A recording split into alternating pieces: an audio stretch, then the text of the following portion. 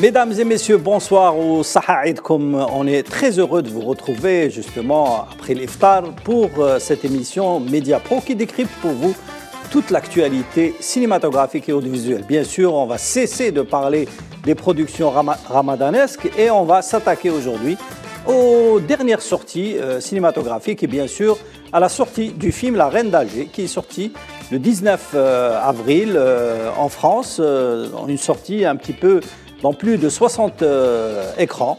Et cette sortie coïncide en même temps avec la relance ou les assises du cinéma algérien. Alors avant de parler justement ou de faire un débat sur la présence espagnole et ottomane dans le cinéma et la télévision algérienne, je tiens à dire ça à toute mon équipe, mes experts, Faisal Matawi, Reda Haridash et bien sûr Sofiane Baroudi. سعيدكم وسليم à tous nos amis téléspectateurs. سعيدك رضا. سعيدكم. À tous nos téléspectateurs. Merci. Maintenant, on va passer, avant de passer justement au débat et au décryptage de cette thématique sur la présence espagnole et ottomane dans le cinéma et la télévision algérienne, on va regarder trois bandes annonces de films. Il n'y en a pas beaucoup, hein, des films qui se comptent sur les doigts d'une seule main sur justement la présence ottomane et espagnole en Algérie. On va voir les trois bandes annonces et on revient à la discussion.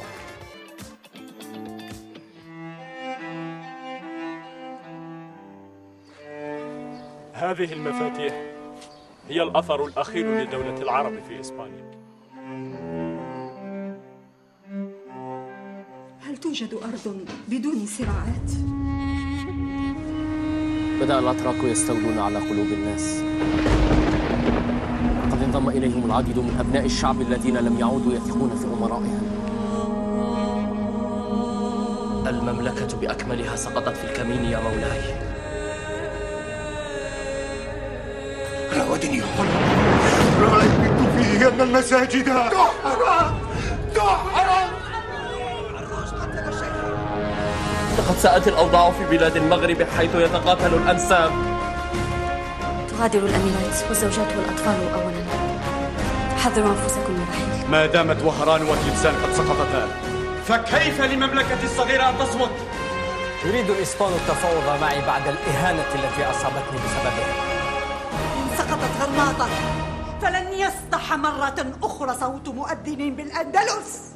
الإسبانيول محاوطيننا، لازم لنا وقت كبير باش نتسلحوا. كامل يسمع ولد. ربي يسهل سليم. لازم نعيطوا العروج. ما كان حتى حل آخر.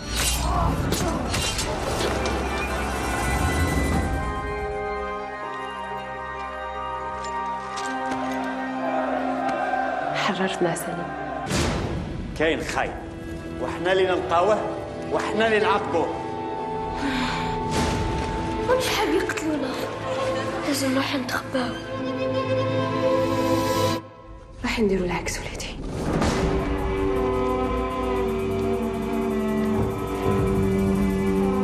مش حزورة.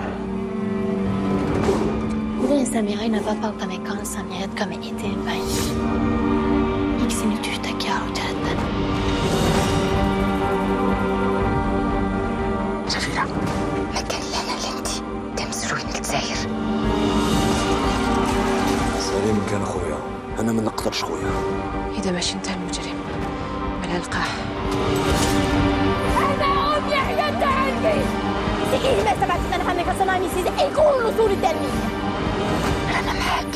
عندي مولاي واحد. اسمعوا كلامي.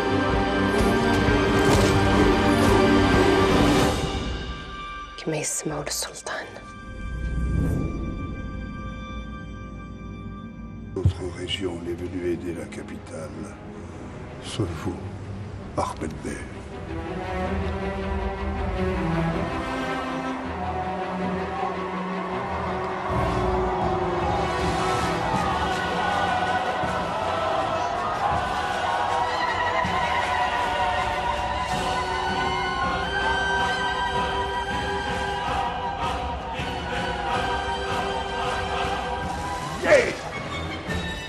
تعلم أن لسيف أحمد حدين، حد لقتل الأعداء وحد لقتل المنافقين والخائنين. À mon avis et celui de mes amis en Afrique du Nord, cette occasion nous l'attendions depuis des années. Allez, partez vite. كل تلك الأعوام الأحلام التي كنت أحس فيها أنني غريبة. هون عليك يا أحمد.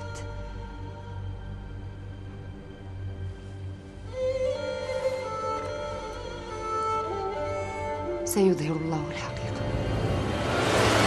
أنا أحمد باي حاكم قسنطينة. Voilà, c'était 3 bandes annonces de films qui ont évoqué ou parlé de cette période historique de la présence espagnole et la présence ottomane en Algérie. Et il y a eu bien sûr l'Andalou en 2014, le film de Mohamed Chouir, La Reine d'Alger qui vient de sortir et bien sûr Ahmed Bey qui sortira bientôt selon les dernières informations. Pourquoi il n'y a pas autant de films sur cette période de l'histoire de l'Algérie? C'est une grande question, effectivement. Il n'y a pas eu beaucoup de... Alors qu'il y a les décors, il y a tout ce qu'il faut pour faire... Il y a des palais du Bey à les décors existent toujours, les costumes, aussi, les histoires existent. Donc, les histoires... il y a déjà d'abord peu d'écrits, déjà, historiques. Parce que, il y a des livres qui sont sortis. Mais ils ne sont pas nombreux. Mais à part Abou Qasim Saadallah, ou Ahmed Tawfiq al-Madani, ou Mohamed Belhi, notre collègue Mohamed Belhi. Sur Barbaros. Barbaros. Et le Dey Hussein. L'écrivaine Hajar Kouidri qui a fait un roman sur Arouj. Tout à fait, oui. Tout à fait. Et la littérature algérienne et l'histoire n'a pas vraiment écrit sur ces périodes, la période ottomane, même la période d'avant l'Empire ottoman, ça veut dire la période des Zianides par exemple. Les Zianides ont gouverné une bonne partie de l'Algérie à partir de Tlemcen pendant 3 siècles. La période des Zérides aussi. Je ne suis pas tout à fait d'accord avec toi, Faisal, parce que, en fait, par exemple, il y a eu 150 films sur la révolution algérienne. Ils ne sont pas extraits de livres, c'est des films qui sont extraits de l'histoire, des faits historiques. Les faits historiques de cette période existent dans les écrits historiques, que ce soit les écrits algériens ou européens et même espagnols. Hein, donc, il y a quand même beaucoup d'écrits sur cette période. Non, l'écrit est important et quel écrit aussi, parce qu'il y a des problèmes avec l'écriture, notamment avec le film de Adila Bendimirad et Damien Honouri qui sont basés une partie dans l'écriture sur un livre de propagande écrit par un Hollandais au XVIIIe siècle qui parlait de la période qui est appelée le royaume d'Alger alors qu'il n'y avait pas de royaume à Alger. L'écriture est importante parce que ça sert de base pour l'écriture du scénario. Le film d'Ahmed Bey, j'espère qu'on va le voir rapidement, parce que ça parle d'un grand résistant qui a résisté, il a été le dernier bastion qui a résisté à la colonisation française vers 1827, etc. Il y a eu Ahmed Bey qui est joué par Mohamed Tarzawi. Hein. Oui, qui joue aussi dans le film de... Qui joue dans le film... oui, il joue le rôle de Salim Toumi. Salim Toumi, parce qu'il s'appelle Salim Toumi, et c'était donc le chef qui était à Alger, qui n'était pas roi. D'ailleurs, on en reviendra après. C'était un chef de tribu. C'était un chef de Fa'aliba, et contrairement à ce que dit le réalisateur, ce n'est pas un chef berbère, c'était un chef de Fa'aliba qui sont venus d'Andalousie.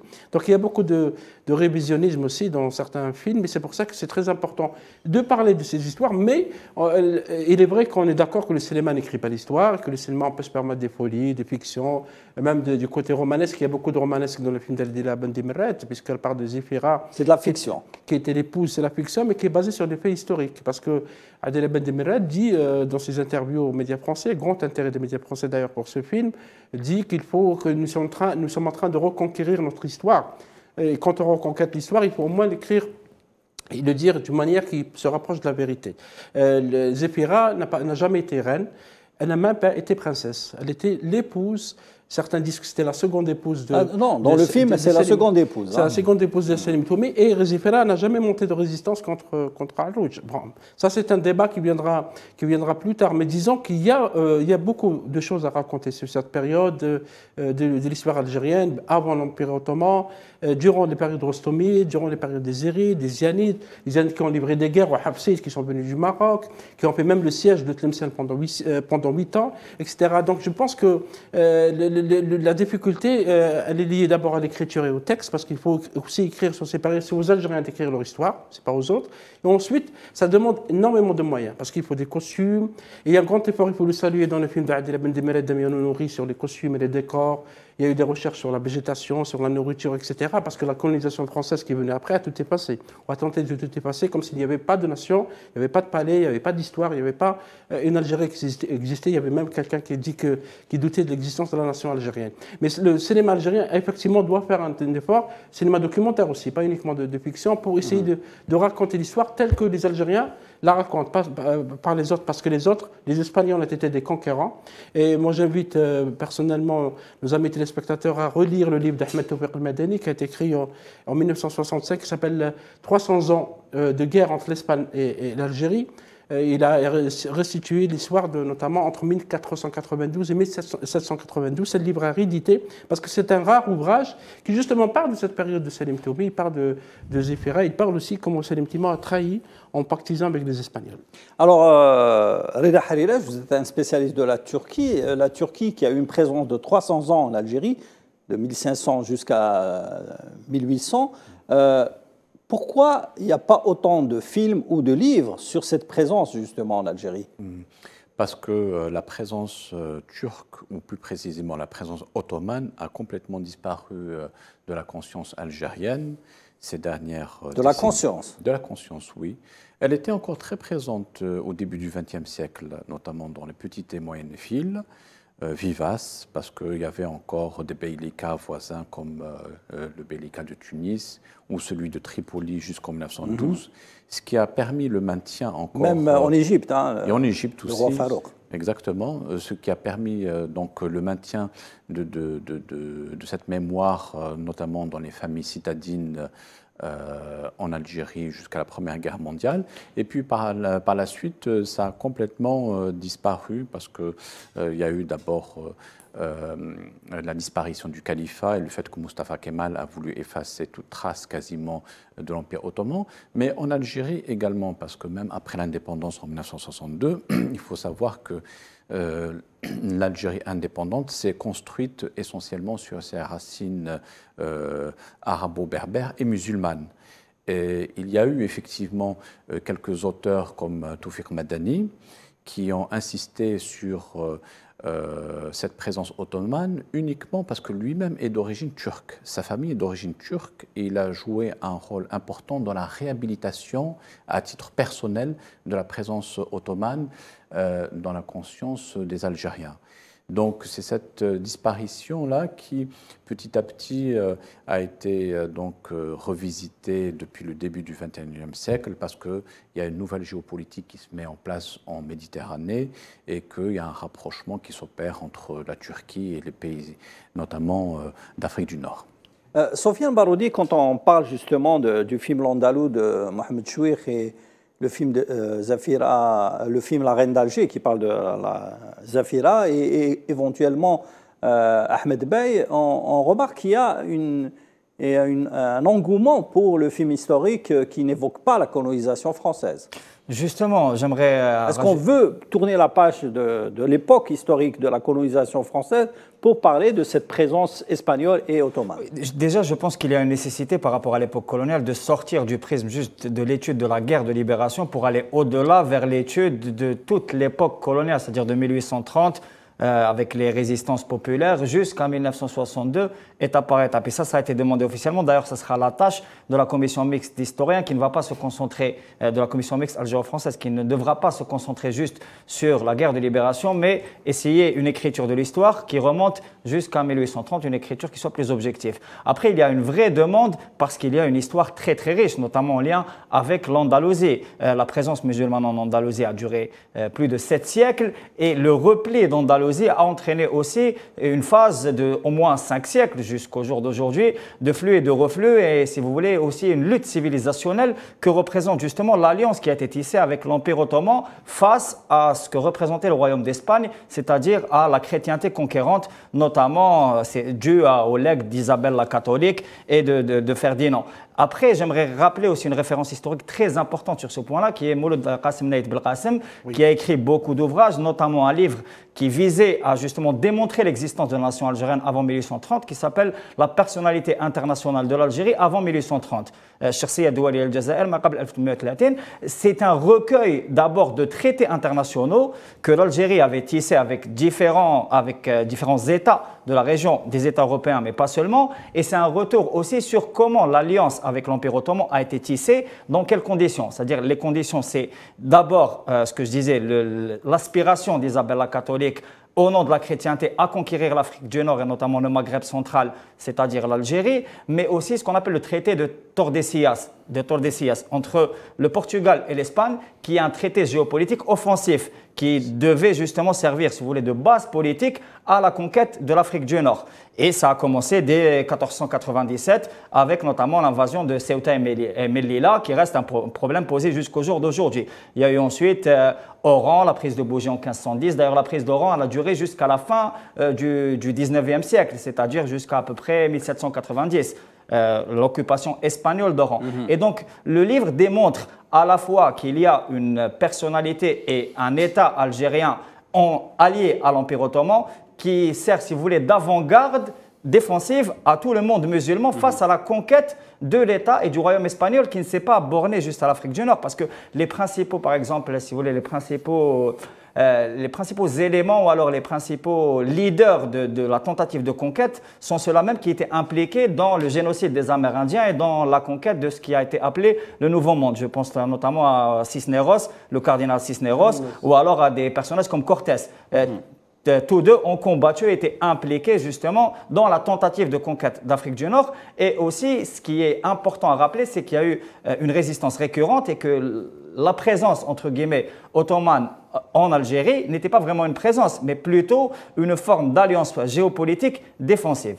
Alors, je ne sais pas si vous avez, si vous avez encore vu La Reine d'Alger. C'est un film qui défend un petit peu l'idée que les Ottomans ou Barbarousse a libéré Alger de la colonisation espagnole et est devenu par la suite conquérant maître d'Alger.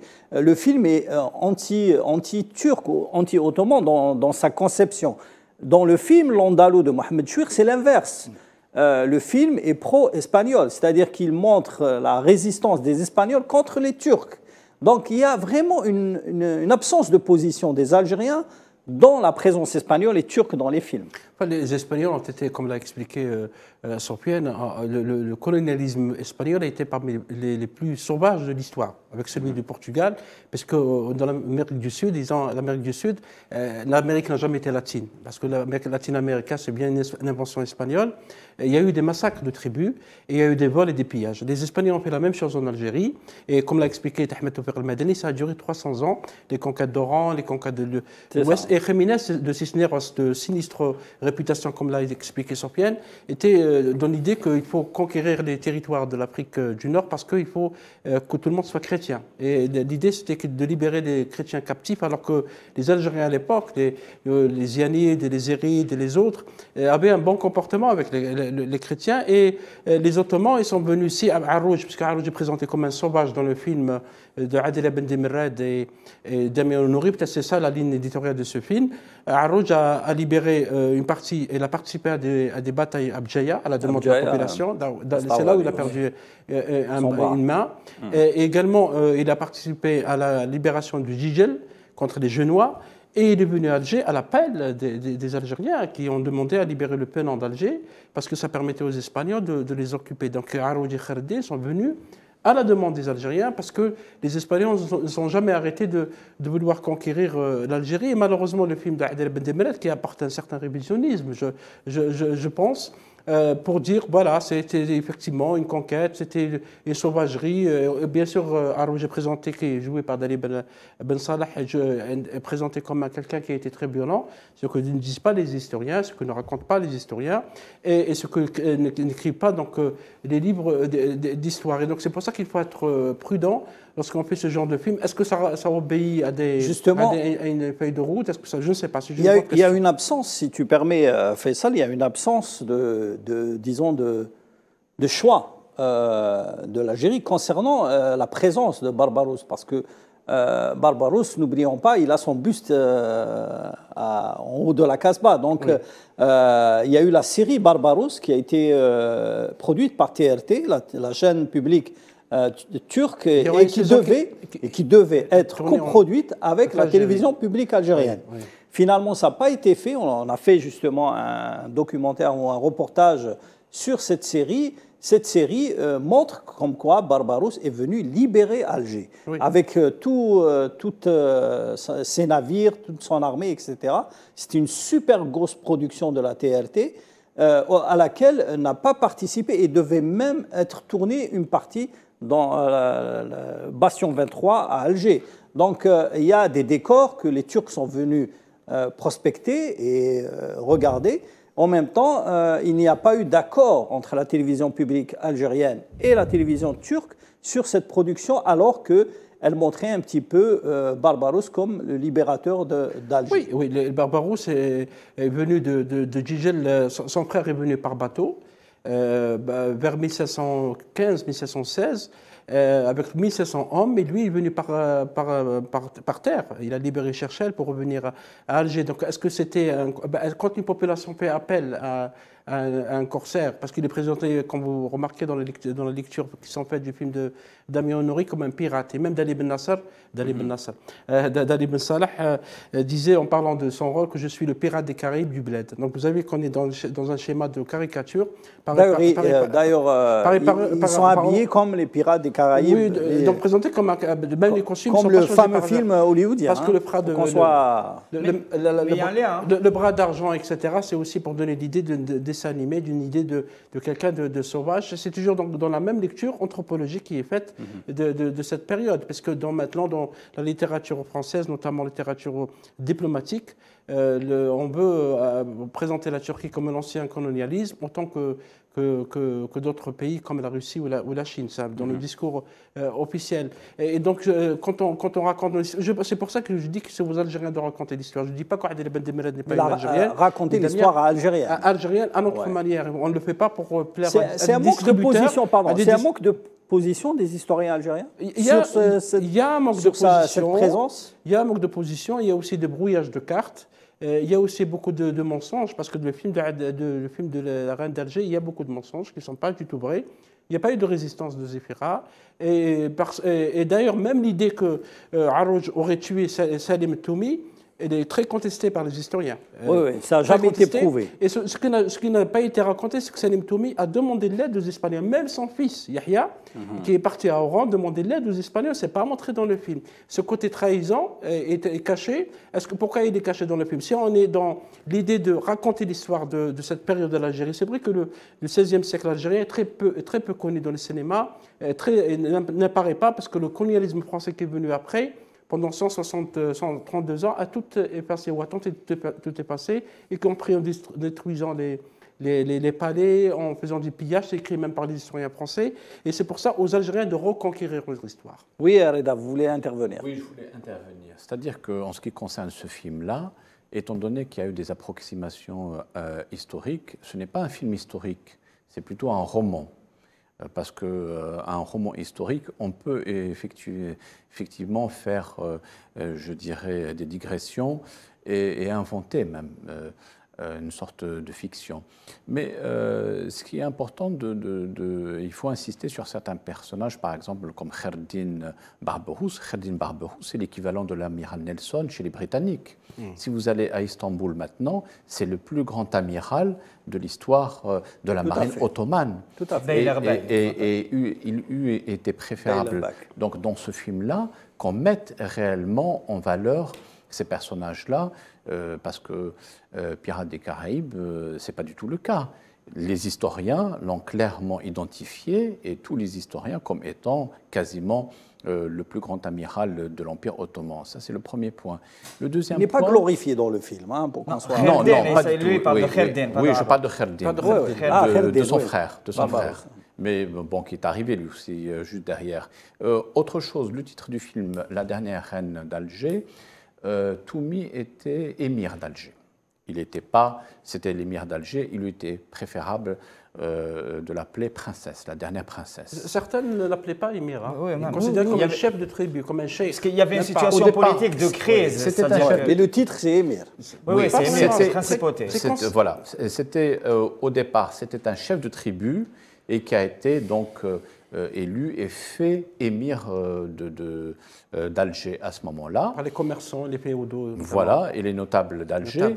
Et ce qui va se passer par la suite, il va y avoir un assassinat, il sera assassiné, mais ça, c'est l'histoire un peu, c'est une révolution de palais qui s'est passée à ce moment-là, et c'est un des chefs parmi d'autres qui vont être assassinés par la suite, dès qu'il y a des divergences, parce qu'au sein du palais, à Alger à ce moment-là, il y a eu effectivement un double jeu entre les protagonistes, selon qu'ils soient alliés avec les Espagnols, comme l'ont fait les souverains qui étaient, le reste des souverains zianides qui étaient à Tlemcen, et ceux qui étaient partisans plutôt d'une alliance sûre et certaine avec les Ottomans, qui étaient opposés. Donc c'est ce qui explique les intrigues qui débouchent bien souvent sur des assassinats, et c'est ce qui a amené Toumi à être en fin de compte liquidé.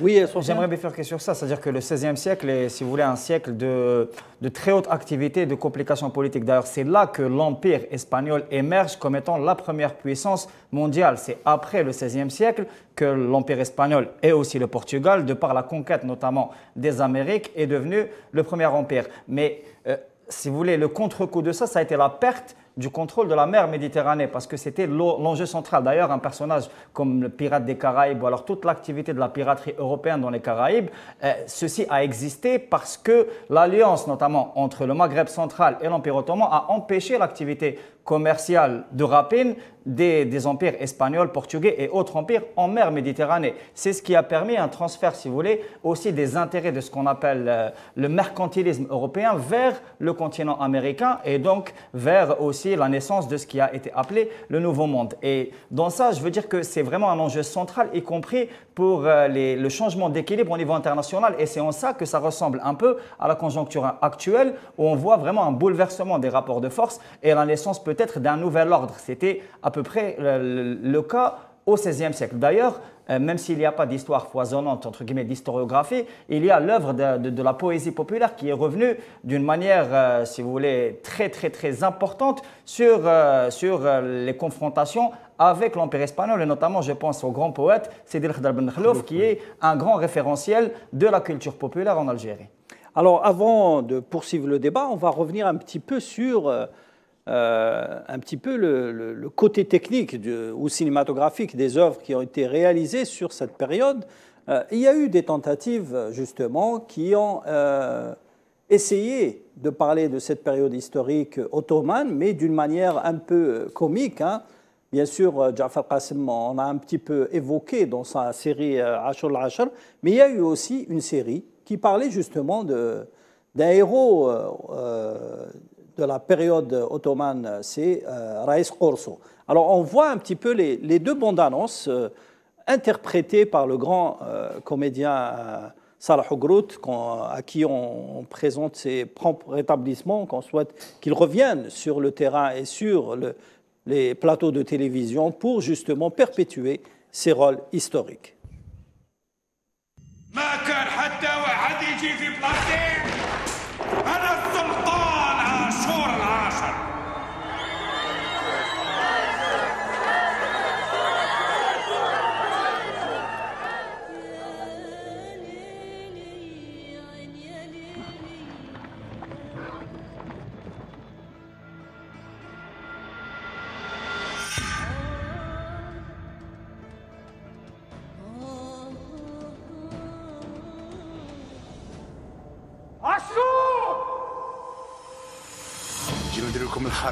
The war. Ashur 10. What is this that I'm hearing about a tournament? تكون ملكم جديد؟ انت هتبعت لهم رسالة. أنا راني وجد. وقفوا فوقها. واعر راني نقول لك يضحوا بالملك نتاعهم باش يحميوك. Il faut sauver les soldats لقمان. كان لازم عليا نرجع لهم حقهم.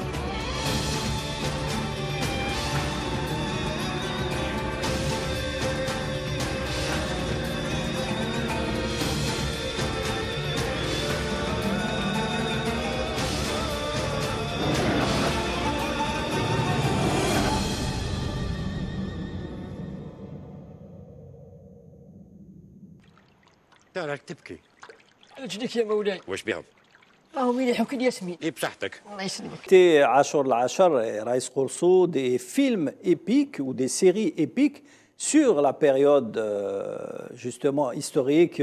Bien sûr, Ashur al-Ashar est une fiction, mais qui revient un petit peu sur les aspects de la période un petit peu ottomane, parce qu'il est un peu inspiré de Harim Sultan, mais également Raïs Khorso, c'est une série typiquement qui s'inspire du héros de l'époque ottomane. Il y a eu aussi Raïs Hamidou, il y a plein de figures un petit peu historiques de la période ottomane qui sont un petit peu des figures algériennes, qui ne sont pas illustrées aujourd'hui au cinéma et à la télévision, malgré ces quelques tentatives. Raïs Hamidou, il a fait l'objet d'un roman, d'ailleurs de Hajar Kouedri, qui est un roman, très très bon roman.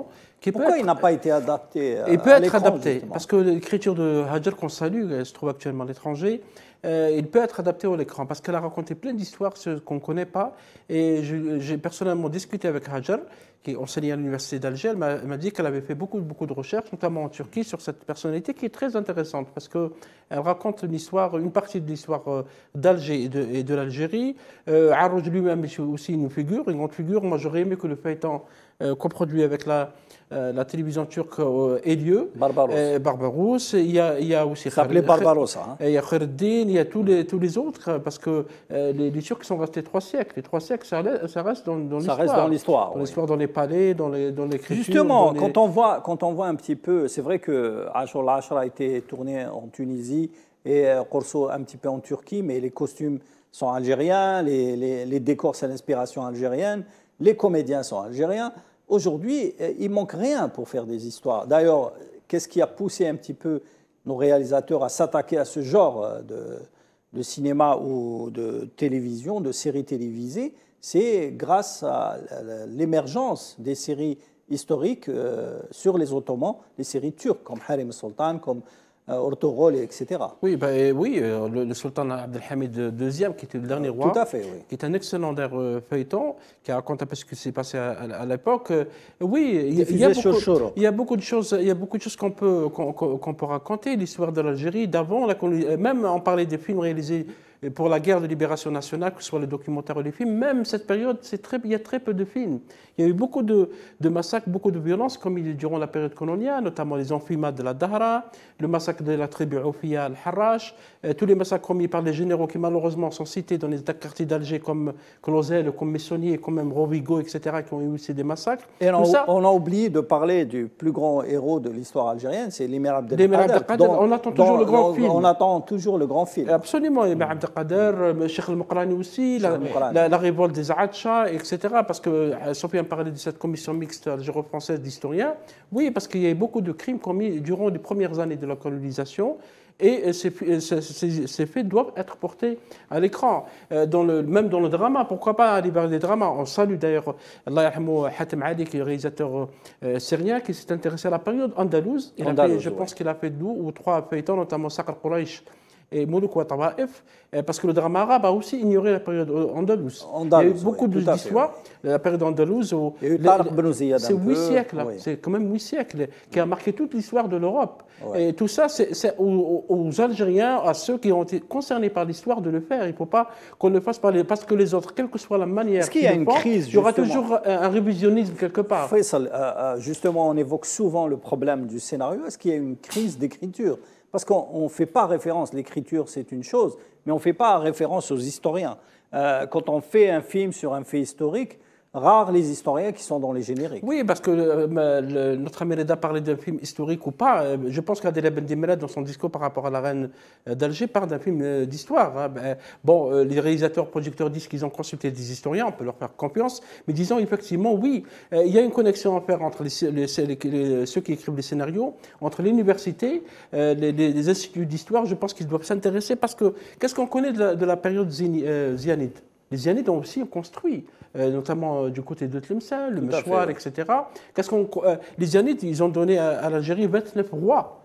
c'était des rois avec des palais, avec des princesses, avec des décors, avec des costumes, avec des vaisselles, avec des côtés donc luxueux qui n'apparaissent pas dans nos images. Et l'effort a été fait notamment dans la Reine d'Alger. Il faut saluer cet effort parce qu'il y a un travail qui a été fait par Feri El Ghasmi Issiakham et Jean-Marc Mireté, qui sont donc des couturiers qui ont travaillé sur des décors. Très beaux costumes. Très beaux costumes, ce qui est bien, parce que c'est bien aussi de parler de cette période. C'est bien que le cinéma algérien, au-delà des critiques qu'on peut faire au film de la Reine d'Alger, s'intéresse à cette période du XVIe siècle. Et pourquoi pas le siècle qui est venu d'après, le XVIIe, XVIIIe, c'était des siècles très riches de l'histoire d'Algérie. Pourquoi le cinéma européen célèbre la Renaissance, célèbre le XVe siècle, le XVIe siècle, à tout le temps, dans les dramas, dans les feuilletons, dans le cinéma, dans les écritures littéraires et historiques, et pas nous. Donc on a une immense matière à explorer. Donc il y a une immense matière. Ce qui manque réellement, c'est l'écriture. Oui, Salim, je voudrais compléter, parce que même les Américains sont concernés par l'histoire de l'Empire ottoman, et nous pouvons collaborer avec eux, ne serait-ce qu'à travers la figure emblématique de Mourad Reis, qui était donc d'origine néerlandaise. Peter von Arnhem, c'est un des ancêtres de John Fitzgerald Kennedy. Bon. Oui, c'est un des ancêtres de John Fitzgerald Kennedy, et il faut savoir qu'à cette époque-là, la fille donc de Mourad Reis était venue des Pays-Bas. Irlandais ou néerlandais? Néerlandais. Kennedy, Pays-Bas. sont d'origine irlandaise. Alors, une branche est d'origine irlandaise, la principale, et une autre d'origine néerlandaise. D'accord. Pas uniquement irlandaise. Hein. Bon, c'est vrai que du côté de son père, donc Joseph Kennedy, il est d'origine irlandaise, du côté de son père. Mais il a une autre branche qui remonte aussi jusqu'en... Donc il y a toujours un lien. Il y a toujours un lien parce que sa fille, donc Elisabeth, était venue des Pays-Bas pour se rendre à ce qu'on appelait à l'époque la Nouvelle Amsterdam, parce que l'ancien nom de New York, c'était la Nouvelle Amsterdam. Et donc, elle était venue rendre visite à son père qui était devenu Raïs ici à Alger, avant d'aller donc, je dirais, partir en immigration à New York. Et ce personnage, c'est Mourad Reis. Et c'est étonnant que donc, les cinéastes algériens n'aient pas saisi cette occasion, parce que la fille de John Kennedy, à chaque fois, elle écrit des articles sur l'Algérie. Elle a été ambassadrice à Tokyo, au Japon, et elle a toujours manifesté un certain attachement à notre pays. Est-ce que Reda, est-ce que tu penses qu'il faudrait une collaboration entre les Turcs et les Algériens dans l'écriture de ce genre de série ou de film? Oui, parce que d'ailleurs, les archives ottomanes sont ouvertes. Les archives ottomanes concernant l'Algérie à Istanbul sont ouvertes et en libre consultation. C'est important, elles sont en turc. En 300 ans, il y a vraiment beaucoup d'histoires. D'ailleurs, il y a un livre qui s'appelle Les Rois d'Alger, qui parle de la période ottomane de 1500 de Barbarousse jusqu'à 1830, jusqu'à Dey Hussein. Il y a plus de 30 rois, dans des Bachara, des Ara et des Bey. Donc, c'est des titres de souverains qui ont dirigé l'Algérie. Oui, tout à fait. Enfin, Alger plutôt. Hein. C'est aux Algériens à être curieux. Malheureusement, concernant cette période-là, elle reste quand même pour la plupart assez obscure. Et il faudrait qu'ils puissent s'approprier davantage, que ce soit avec la Turquie ou que ce soit même avec l'Islande. Vous savez que Reis Hamidou, avec sa flotte, il s'était rendu jusqu'en Islande. Et les Islandais, lorsqu'il y a eu la crise des subprimes en 2008, ils ont contacté donc l'Algérie dans l'espoir que notre pays puisse investir chez eux. Et ils ont apporté des preuves comme quoi il y avait des échanges entre la régence d'Alger et l'Islande Reykjavik au cours du XVIIe et XVIIIe siècle. Vous voyez ? L'histoire du canon de Reis Hamidou peut à lui seul être une histoire de film, parce que le canon fait l'objet d'un litige dont les historiens, Sofiane Baroudi, les historiens planchent là-dessus. Y compris d'autres pièces de canon qui datent du XVIe siècle, qui sont selon les aveux d'historiens européens. Je pense notamment à un historien militaire qui s'appelle Marmol, qui est un Espagnol qui a beaucoup travaillé sur le Maghreb central, d'ailleurs notamment sur deux principautés, la principauté de Koko et la principauté d'Ibn Abbas, c'est-à-dire la principauté qu'a continué à diriger les Mouqalan. D'ailleurs, il y a le prince Abdelaziz Amqalan qui a été allié du fils de Barberousse, mais de Khair el-Din Barberousse dans la fameuse bataille de Oued Melouia. C'est-à-dire Melouia, c'est les frontières actuelles jusqu'au jour d'aujourd'hui avec le royaume du Maroc. Et en ça, il y a une importance historique et une importance politique de premier ordre, à mon avis. La bataille a eu lieu en 1555. Et donc, si vous voulez, il y a à la fois une preuve de l'existence d'un État algérien bien avant 1830, mais aussi de la maîtrise, notamment via les canons par exemple, d'une industrie militaire de haute volée. Et ce type de canon qui existait notamment dans les hautes montagnes, dans les forces stratégiques, n'existait pas, n'avait pas d'équivalence dans les pays européens et notamment en Espagne. Et ça, c'est de l'aveu des historiens militaires espagnols eux-mêmes. C'est d'ailleurs pour ça qu'à mon avis, ils sont encore gardés sous scellés et qu'il y a un refus de remettre ces pièces-là qui ont une importance symbolique particulière. On a plus de 70 en tout, dont certains les plus grands du monde. Par rapport aux archives ottomanes, il y a l'ouverture des archives ottomanes et il y a une compilation très importante qui, à mon avis, doit être explorée. D'ailleurs, ça a été le cas de par un historien algérien, le docteur Mustafa Khiati, qui a d'ailleurs critiqué le film de Adil Abdelmelad. Il a écrit un excellent article sur les conditions historiques. Lui a travaillé sur une partie des archives ottomanes, notamment concernant un héros de la résistance populaire algérienne qui s'appelle Boumaza, qui a résisté à la pénétration coloniale française en Algérie et qui ensuite a eu un rôle particulier dans ce qu'on appelle la guerre de Crimée, qui a opposé l'Empire ottoman à la Russie, l'Empire ottoman, la France, à la Russie.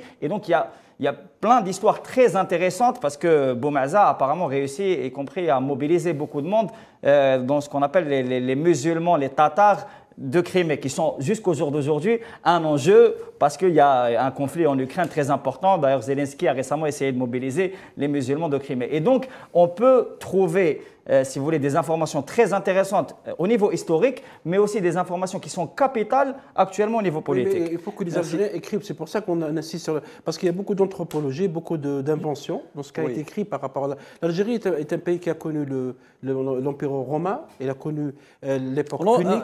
J'allais en discuter, mais il ne nous reste pas beaucoup de temps parce que... Oui, vous avez... C'est une l'histoire romaine, la présence romaine, elle n'existe pas dans les films algériens. Il y a plein d'histoires, il y a des traces, il y a des Timgan, et surtout les empereurs.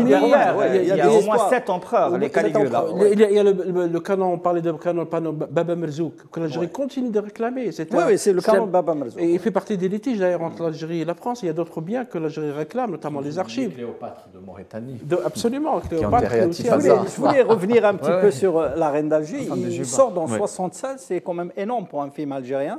Oui. Est-ce que vous pensez que si le film évoquait la guerre d'Algérie, il serait sorti dans 67? Pas du tout. La bataille d'Alger, le film de Gilles Pontocorvo a été censuré pendant jusqu'à les années 80. Pas seulement, hein. Pas seulement. Tous les films qui parlent de la guerre d'Algérie, que ce soit Les Puits ou bien Zabana, ne sont pas sortis dans les salles. Même le dernier film, Héliopolis, est sorti dans une seule salle. Oui, donc quand le film... Est-ce que c'est par rapport au fait qui critique un petit peu les Turcs dans le film, quoi? Oui, évidemment, il y a une ligne éditoriale dans ce film, montrer une version des faits tels que les Français ou tels ceux qui ont contribué à la production. Évidemment, quand on contribue à la production d'un film, il y a toujours une ligne éditoriale, il y a des dictées qui sont faites, il y a des orientations qui sont faites.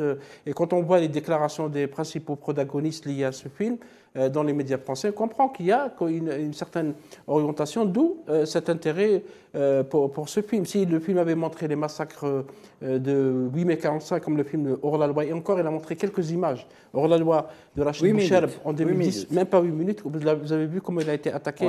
Il a attaqué, descendu en flammes. Donc on a des images à montrer, d'autres à ne pas montrer, des histoires à raconter, d'autres à ne pas raconter. C'est pour ça que la balle finalement revient aux Algériens, aux cinéastes, aux producteurs, aux scénaristes, de parler de notre histoire selon notre propre vision. Oui, c'était juste pour dire que la guerre du Vietnam, par exemple, les Américains ont su la présenter à leur public et leur public l'a acceptée. Alors que la guerre d'Algérie, c'est toujours pas le cas. Vous voyez ? La guerre de libération nationale. De toute façon, c'est un sujet qui reste encore d'actualité, puisqu'on va sûrement en discuter dans les prochaines émissions de Mediapro. Merci, messieurs, pour ces éclairages cinématographiques et surtout historiques. Je suis sûr que c'est un sujet sur lequel on va revenir. Moi, je serais très intéressé de revenir sur la présence romaine dans le cinéma et la télévision algérienne. Je vous dis merci de nous avoir suivis sur Mediapro. Je vous donne rendez-vous la semaine prochaine. Restez branchés sur Al 24 News.